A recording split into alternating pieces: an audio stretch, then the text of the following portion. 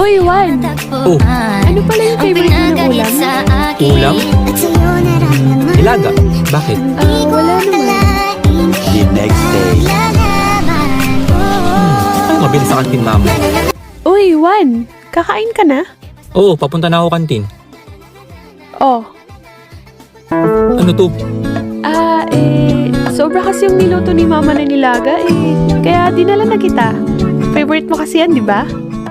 Mama! Please! Luto ka nilaga!